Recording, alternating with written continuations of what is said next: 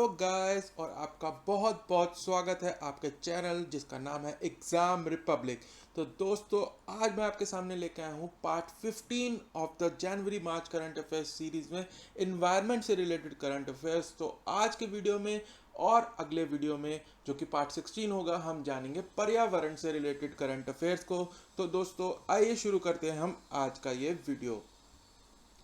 तो दोस्तों पहले हमेशा की तरह हम देख लेते हैं हम कौन कौन से टॉपिक्स ऑलरेडी कर चुके हैं और कौन कौन से आज की वीडियो में करने वाले हैं। तो आज के वीडियो में हम ये 8th टॉपिक जैसे कि मैंने कहा पर्यावरण के बारे में जानेंगे और बाकी के जो टॉपिक्स हैं पहले के वो मैं ऑलरेडी कवर कर चुका हूँ जिसका कि लिंक आपको डिस्क्रिप्शन में दे दिया है।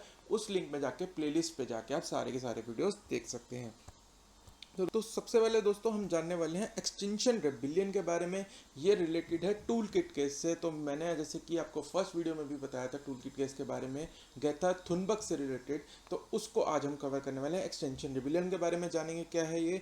फिर हम जानेंगे कराकाल जो कि एक स्पीशीज़ है वाइल्ड कैट की, इसको क्रिटिकली एंडेंजर्ड स्पीशीज़ का दर्जा दे दिया गया है इंडियन गवर्नमेंट द्वारा। तो ये क्या है इस एनिमल के बारे में जानेंगे। क्लाइमेट एडेप्टेशन समिट 2021 हुआ था, इसमें पीएम मोदी जी ने अपना एक भाषण दिया था। उसके इम्पॉर्टेंट पॉइंट्स देख लेंगे जो कि आपके लिए बहुत हेल्पफुल रहेंगे, बोथ लॉन्ग आंसर्स में भी और शॉर्ट आंसर्स में भी। फिर हम जानेंगे Indo French year of the environment के बारे में। ग्लोबल क्लाइमेट लिटिगेशन रिपोर्ट क्या कहती है, इन लिटिगेशंस जो वेरियस कंट्रीज में है उनके बारे में एनवायरनमेंट से रिलेटेड, तो ये न्यूज़ आइटम के बारे में देखेंगे। उत्तराखंड के नंदा देवी ग्लेशियर्स में बर्स्ट हो गया था, उसके बारे में जानेंगे हम। फिर हम जानेंगे first ever CNG tractor launch किया गया था, ये नितिन गडकरी जी द्वारा लॉन्च किया गया था, इस न्यूज़ आइटम को देखेंगे हम। फिर हम देखेंगे national marine turtle action plan के बारे में, ये लॉन्च किया गया है गवर्नमेंट ऑफ इंडिया द्वारा, ministry of environment and forest द्वारा। तो इस न्यूज़ आइटम को देखेंगे और अंत में हम जानेंगे एक नई एंड स्पीशीज डिस्कवर की गई है केरला में। तो ये इस एंड स्पीशीज का नाम क्या है इसको बारे में हम जानेंगे, ये आपसे सिंगल वर्ड में पूछा जा सकता है। तो दोस्तों यदि आप नए हैं हमारे चैनल पे तो प्लीज़ इसे सब्सक्राइब कर लीजिए। अगर वीडियो अंत तक आप देखिए आपको पसंद आए तो प्लीज़ इसे सब्सक्राइब कर लीजिए और वीडियो को लाइक भी कर दीजिए। तो आइए हम देख लेते हैं अब पहली न्यूज़ आइटम एक्सटिंक्शन रिबिलियन के बारे में जान लेते हैं कि एक्सटिंक्शन रिबिलियन क्या है। तो दिल्ली पुलिस ने कुछ एक्टिविस्ट जो कि हैं एनवायरनमेंट एक्टिविस्ट इंडिया के, दिशा रवि, निकिता जैकब, शांतनु मुलुक, इनको ग्रेटा थुनबर्ग के साथ टूल किट केस में नेम किया था। अब टूल किट केस क्या था कि जो फार्मर्स एजिटेशन हो रहा था दिल्ली में उसमें रिलेटेड एक ग्रेटा थुनबर्ग ने ट्वीट कर दिया था फार्मर्स की सपोर्ट में, तो उसको पुलिस ने संज्ञान लेते हुए एक केस दर्ज किया था। तो उससे रिलेटेड है ये ग्रेटा थुनबर्ग का टूल किट केस से एक्सटिंक्शन रिबिलियन। तो एक्सटिंक्शन रिबिलियन है क्या बेसिकली, इसके बारे में जान लेते हैं। टूल किट केस का मैं ऑलरेडी आपको बता चुका हूँ क्या है, टूल किट क्या होती है, तो उसको आप देख सकते हैं हमारे फर्स्ट वीडियो इस सीरीज़ के जाके, जिसका कि लिंक आपकी स्क्रीन पे इस समय फ्लैश कर रहा होगा। तो अब हम जान लेते हैं एक्सटिंक्शन रिबिलियन है क्या। एक तो ये एक वॉलंटियर्स की एक ऑर्गेनाइजेशन है या मूवमेंट है, एक मूवमेंट है, ग्लोबल मूवमेंट है वॉलंटियर्स की, जो कि क्लाइमेट चेंज से रिलेटेड जो इमरजेंसी है वर्ल्ड में उससे रिलेटेड वर्क करती है। वॉलंटियर्स जो वर्ल्ड में है वो आपस में मिलके क्लाइमेट चेंज से रिलेटेड जागरूकता पैदा करते हैं गवर्नमेंट्स के अंदर और पब्लिक के अंदर कि क्लाइमेट चेंज के आप एक्ट करिए जल्दी से जल्दी, ठीक है। और इसको रेफर किया जाता है XR से। तो जो फोटो में आप देख रहे हैं लोगो इनका, जो ये टाइमलाइन टाइमर सा बना हुआ है, ये इनका लोगो है XR। तो इनकी शॉर्ट फॉर्म है XR और ये अपने आप को ग्लोबल मूवमेंट बताते हैं। और ये क्या है, it is decentralised, international, politically non partisan, मतलब पॉलिटिकली किसके फेवर में नहीं है ये, और ये नॉन वायलेंट है, direct action and civil disobedience movement है ये, ठीक है। तो ये नॉन वायलेंट मूवमेंट है ग्लोबल, और ये क्लाइमेट और इकोलॉजिकल इमरजेंसी के बारे में, जैसे कि मैंने बताया, गवर्नमेंट्स को परसुएड करती हैं या उनको जागरूक करती हैं कि आप जो है क्लाइमेट चेंज के प्रति एक्शन लीजिए, ठीक है। तो ये एक्सटिंक्शन रिबिलियन इस मूवमेंट का नाम है जिसके अंदर ये सारे एक्टिविस्ट को नेम किया गया था, जो कि ग्रेटा थुनबर्ग भी इसकी मेंबर है, ठीक है। और जान लेते हैं इसके बारे में, एक्सटिंक्शन रिबिलियन के बारे में थोड़ा सा। तो इस मूवमेंट को लॉन्च किया था यूके में, यूनाइटेड किंगडम में 2018 के अंदर, after the report of IPCC. तो आपको पता ही है आईपीसीसी एक इंटर गवर्नमेंटल पैनल है क्लाइमेट चेंज के ऊपर, और इसकी रिपोर्ट के बाद इसको बनाया गया था और इसकी 3 कोर डिमांड्स हैं। अब क्या 3 डिमांड है इस मूवमेंट की जो कि इन्होंने रखी थी 2018 में, कि गवर्नमेंट को कहा गया था कि इन्होंने कहा है कि सारी governments to tell the truth, कि सच्चाई बताएं अपने लोगों को कि क्लाइमेट चेंज कितना खतरनाक रूप ले चुका है, आप इसे इग्नोर करते जा रहे हैं, इसको आप सच सच बताइए अपने लोगों को। दूसरा, to act now, climate change के प्रति आप एक्ट करिए, अभी अपनी पॉलिसीज़ के अंदर वो चेंजेस लाइए और जल्दी से जल्दी क्लाइमेट चेंज के बारे में आप ऐसी पॉलिसीज़ लाइए जो कि क्लाइमेट चेंज को रोक सके।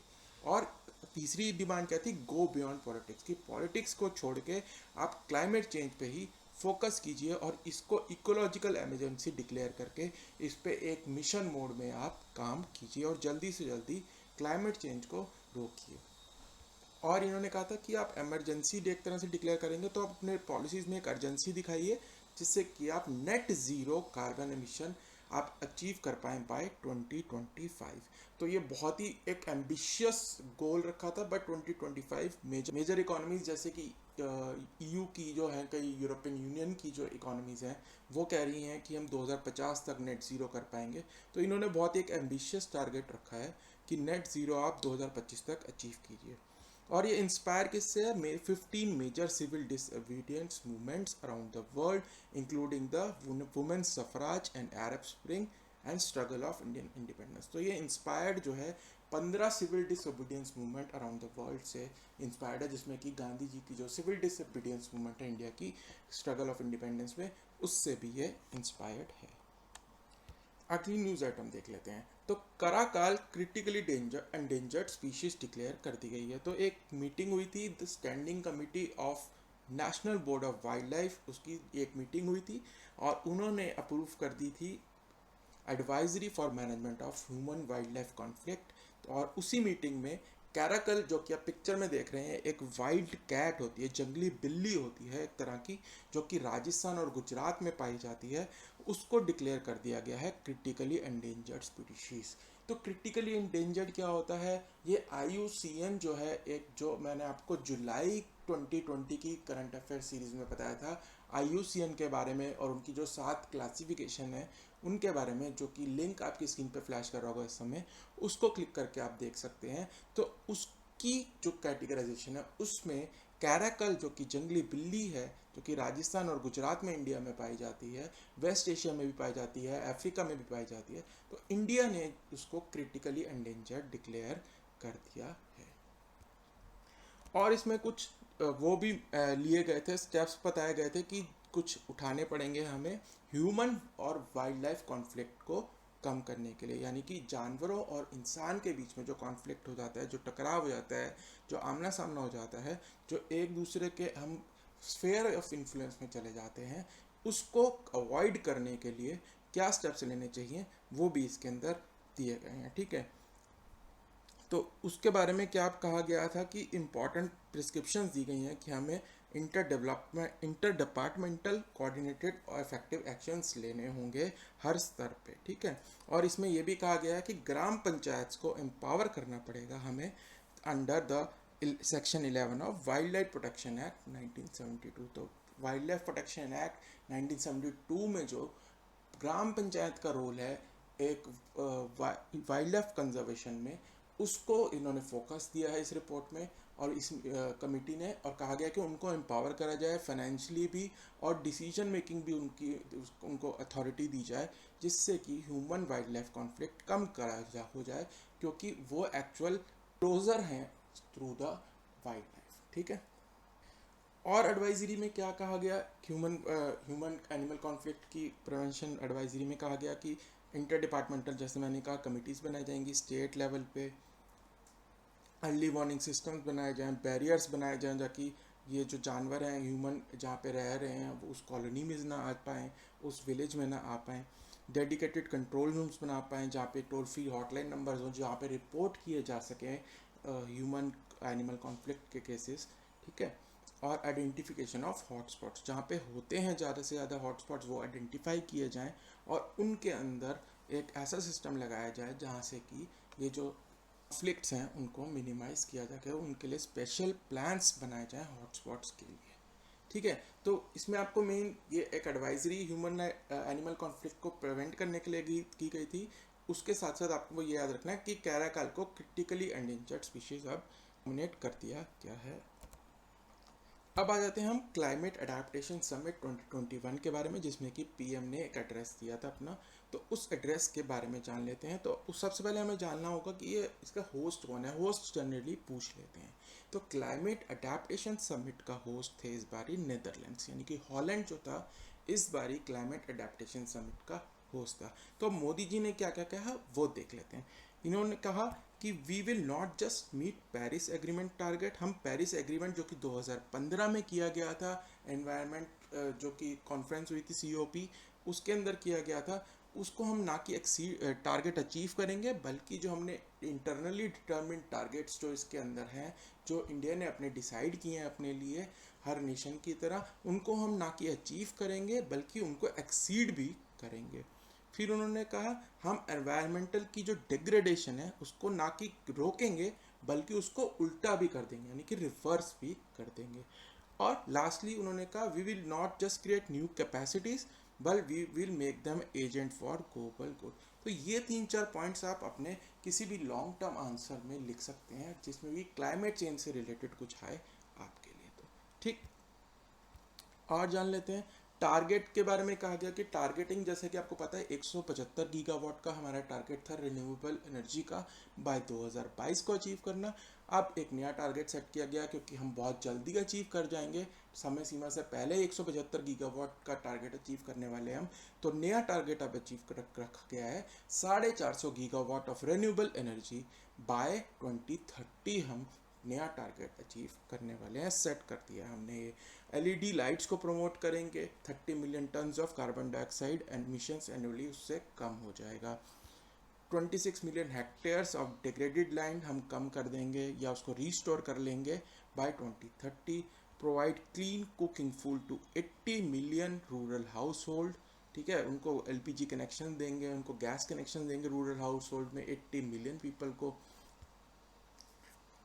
64 मिलियन हाउस होल्ड्स को पाइप्ड वाटर कैपेसिटी देंगे। पाइप वाटर जल शक्ति मिशन, जैसे कि आपको पता ही है, टैप्ड वाटर आपको घर घर पहुंचाना है, तो ये हम करने वाले हैं। इंटरनेशनल सोलर अलायंस जो कि मोदी जी का आपको पता है उन्होंने शुरू करा था, और कोलिशन ऑफ डास्टर रिजिलियंट इंफ्रास्ट्रक्चर, इसको हम एक पावर दिखाएंगे ग्लोबल क्लाइमेट पार्टनरशिप में। ठीक है, तो ये दोनों को हम सारा लेंगे, इनको ग्लोबल लेवल पे आएंगे। If we take care of mother earth she will continue to nurture us, ये भी कहा मोदी जी ने। तो ये एक अच्छी लाइन है, आपको ये भी दी जा सकती है, if we take care of mother earth, इस पर ऐसे लिखने को कहा जा सकता है या कोई क्वेश्चन आ सकता है। तो इसमें आप ये सारे पॉइंट्स आप लिख सकते हैं जो मैंने आपको अभी बताए हैं। सारी स्टैट्स आपको याद करने की ज़रूरत नहीं है, इसमें मोटे मोटे स्टैट्स जैसे कि टारगेट्स का आप याद रख सकते हैं। ठीक है, और कितनी लैंड हम डिग्रेड करने वाले हैं, कितने लोगों को गैस देने वाले हैं, तो ये सब आप याद कर सकते हैं। To adapt to climate change our lifestyle must also adapt to this idea. तो ये सब मोदी जी ने कहा था। तो ये इंपॉर्टेंट पॉइंट्स कुछ रखे थे मोदी जी ने इस समिट में, जो कि होस्ट किया गया था नेदरलैंड्स द्वारा, ये आपको याद रखना। Indo French year of the environment. तो इंडिया और फ्रांस मिलके ईयर ऑफ एनवायरनमेंट सेलिब्रेट करने वाले हैं ओवर द पीरियड ऑफ 2021-2022। तो करंट फाइनेंशियल ईयर में या करंट ईयर में हम सेलिब्रेट करने वाले हैं Indo French year of the environment. और इसकी 5 मेन थीम्स कौन सी हैं ये आपको याद रखनी है। ये आपसे मल्टीपल ऑप्शन में भी पूछी जा सकती है, कौन सी 5 थीमें हैं under the Indo French year of the environment. तो ईयर ऑफ द एनवायरनमेंट पहले पूछ सकते हैं कि किस कंट्री के साथ हम मना रहे हैं, तो फ्रांस आंसर होगा। और उसके बाद कौन कौन सी 5 थीम्स हैं इसके अंडर, ये देख लेते हैं। फर्स्ट है एनवायरमेंटल प्रोटेक्शन, दूसरी है climate change, biodiversity conservation, sustainable urban development, development of renewable energies and energy efficiency. तो ये 5 थीम्स भी आपको याद रखनी है, ये ऑप्शन में आपसे दी जाएंगी। आपको पूछा जाएगा कि कौन सी इनमें से हैं under the Indo French year of the environment में। ठीक है, ये बेसिक 5 थीम्स हैं Indo French year of the environment. तो इसके अंदर एक जॉइंट स्क्रीनिंग कमेटी बनाई जाएगी दोनों कंट्रीज द्वारा, और इसके अंदर इवेंट्स डिसाइड करेंगी वो दोनों कमेटी कि कौन कौन से इवेंट्स होंगे Indo French year of the environment के अंडर। अब आ जाते हैं हम ग्लोबल क्लाइमेट लिटिगेशन रिपोर्ट 2020 के बारे में। तो सबसे पहला तो क्वेश्चन आता है कि इस रिपोर्ट को रिलीज कौन करता है, ये पूछा जाएगा। Global climate litigation report. अब लिटिगेशन क्या होता है कि केस कर दिया किसी ने, क्लाइमेट से रिलेटेड केस कर दिया, तो ग्लोबल क्लाइमेट लिटिगेशन रिपोर्ट ये मतलब हो गया इसका, ठीक है। तो यूएनईपी है, यूनाइटेड नेशंस एनवायरनमेंट प्रोग्राम, ये इस रिपोर्ट को रिलीज करता है। तो ये आपको याद रख लेना है कि ग्लोबल क्लाइमेट लिटिगेशन रिपोर्ट कौन रिलीज करता है, यूएनईपी। अब फटाफट से इनकी फाइंडिंग्स देख लेते हैं, इतनी इंपॉर्टेंट नहीं है, थोड़ी सी देख लेंगे, बस इसका आपको ओवरव्यू पता होना चाहिए। तो सबसे पहले क्या है, देर इसकी फाइंडिंग है, there is a rapid increase in the climate litigation has occurred in the world, कि जो केस होते थे क्लाइमेट से रिलेटेड वो बढ़ गए हैं अक्रॉस द वर्ल्ड। तो इसमें कुछ स्टैट्स हैं, ये आपको याद नहीं रखना है कि पहले 2017 में 884 केस थे 24 कंट्रीज़ के अंदर, अब 2020 का जो डेटा है वो डबल हो गए हैं और 38 कंट्रीज़ के अंदर किए गए हैं। 1550 केस क्लाइमेट से रिलेटेड किए गए हैं 38 कंट्रीज़ के अंदर। तो इस रिपोर्ट का ये कहना है कि जो केसेस हैं वो डबल हो गए हैं। अगला पॉइंट देख लेते हैं, और इसका रिपोर्ट का कहना है कि इसका मतलब जो केस है, यानी कि जो लिटिगेशन है गवर्नमेंट के केस, ये गवर्नमेंट्स और कॉर्पोरेट जो सेक्टर है उनको परस्यू कर रहा है, उनको पुश कर रहा है towards climate change mitigation and adaptation को, क्लाइमेट चेंज के प्रति और ज़्यादा सतर्क होने के लिए पुश कर रहा है, ये रिपोर्ट कहती है ये। और वही ये report shows that how people are holding the government to the account, और कैसे गवर्नमेंट को अकाउंटेबल होल्ड कर रहे हैं टुवर्ड्स द एनवायरनमेंट। और यूएनईपी के बारे में फटाफट से थोड़ा सा जान लेते हैं। UNEP is responsible for coordinating responses on environmental issues with in the United nation system. United nation system के अंदर एनवायरमेंटल इश्यूज के बारे में रिस्पॉन्सिबल जो है, कोऑर्डिनेटिंग एक्टिविटीज़ जो करता है वो है यूनाइटेड नेशन एनवायरनमेंट प्रोग्राम। और इसका स्टॉकहोम स्वीडन के अंदर इसको एस्टैब्लिश किया गया था जून 1972 में। तो ये आपको याद रखना है कि it was established in Stockholm in June 1972। Headquarter इसका नायरोबी कीनिया के अंदर है, ठीक है। और it helps the world meet the 17 sustainable development goals. अब आपको पता ही है कि जो हमारे 17 सस्टेनेबल डेवलपमेंट गोल्स हैं जो कि 2015 से लागू कर दिए गए थे, जो कि 2030 तक सारी दुनिया को अचीव करने हैं, वो जो हैं इस ये जो ऑर्गेनाइजेशन है यूएनईपी, जिसका कि हेडक्वार्टर कीनिया नायरोबी में है, नायरोबी कीनिया में है, माफ़ कीजिएगा, वो इस सस्टेनेबल डेवलपमेंट गोल्स को अचीव करने के लिए हेल्प करती है कंट्रीज को, ठीक है। अब देख लेते हैं अगली न्यूज़ आइटम के बारे में। उत्तराखंड में नंदा देवी ग्लेशियर जो था वो बर्स्ट हो गया है, और उसमें जो है लार्ज स्केल डिस्ट्रक्शन और लॉस ऑफ लाइफ हुआ है। एक फ्लड आ गई थी, कौन सी रिवर में, ये पूछा जा सकता है, धौली गंगा रिवर के अंदर आ गई थी, जो कि एक ट्रिब्यूटरी है गंगा रिवर की, ठीक है। और यह चमोली डिस्ट्रिक्ट के अंदर हुआ था, और इसके अंदर लॉस ऑफ लाइफ हुआ था। 150 लेबर्स फियर थे कि डेड हो गए हैं इसके अंदर। तपोवन रैनी जो एक पावर प्रोजेक्ट है उसके अंदर। और नंदा देवी ग्लेशियर जो है आपको पता है, it is the second highest mountain in the country after Kanchenjunga. तो कंचनजंगा आपको पता है कि जो है वो पूरी की जो इंडिया की सबसे हाईएस्ट पीक है, जो कि पूरी की पूरी इंडिया के अंदर आती है। वैसे माउंट K2 है, पर वो POK के अंदर पार्ट आ जाता है, तो इसलिए उसको काउंट नहीं करते हैं अभी हम। तो पूरी की पूरी कौन सी आती है हमारी, कंचनजंगा फर्स्ट पे, और सेकंड नंदा देवी।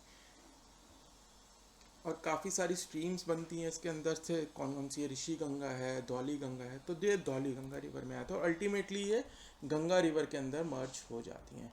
तो मैं आपको मैप में भी दिखाता हूँ, ये देखिए विष्णु प्रयाग है, ऋषि प्रयाग है, कर्ण प्रयाग है, तो अलग अलग ट्रिब्यूटरीज जहाँ पे मिलके ये गंगा बनाती हैं, जैसे कि अलकनंदा, भागीरथी रिवर, ये सब मिलके जो बनाती हैं गंगा रिवर।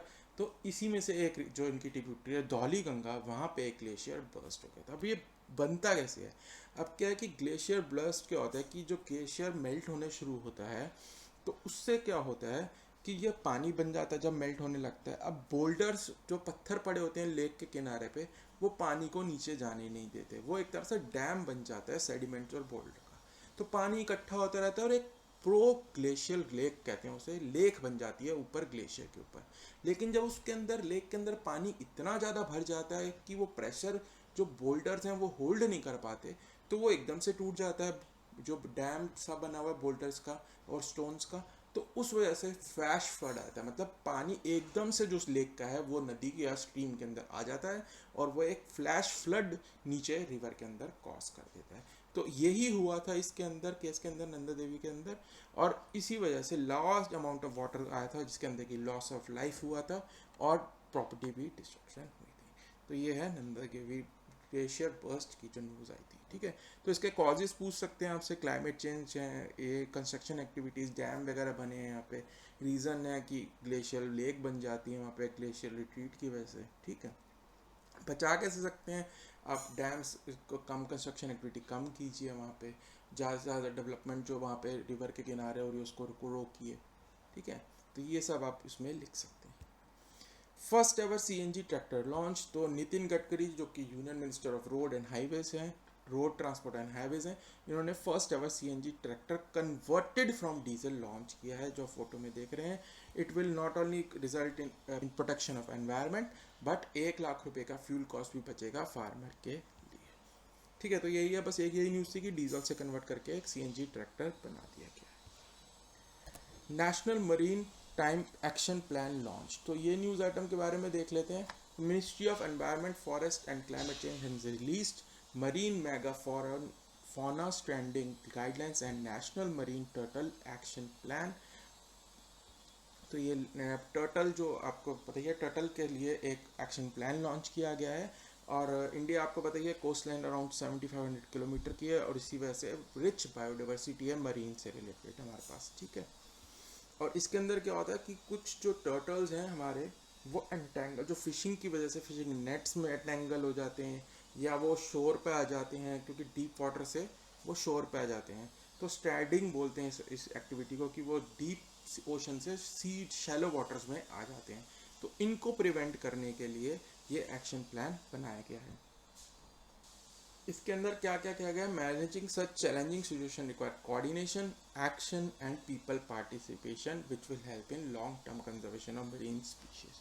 और इसके अंदर डॉक्यूमेंट में क्या क्या कहा गया है, जो एक्शन प्लान है उसमें कहा गया वेज एंड मीन्स, कि क्या हमारे तरीके होने चाहिए और क्या हमारे पास रिसोर्सेज हैं जिससे हम प्रमोट कर सकते हैं इंटरसेक्टोरल कंजर्वेशन, जिससे कि जो स्ट्रैडलिंग है और इंटेंगलमेंट है वो ना हो टर्टल की, और उससे उनकी जो मोर्टेलिटी रेट है वो भी कम हो सके।